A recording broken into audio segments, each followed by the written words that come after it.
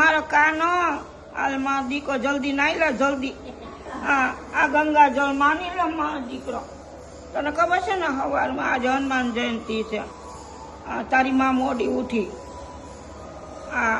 ઠૂઠા હાથ નાઈ લેજે સાનું મનો વાગા પહેલા. જો મોટી બેન આવી છે. બે જા સાનું મનો હાલ પછી પહેરાવું તને બધું. મારો કાનો છે ને બહુ લોહી પીવે છે. ખુશી બેન મારે 2 વર્ષના નવા શર્ટ લાવ્યા ને. શું કાનો હેરાન કરે છે બાને?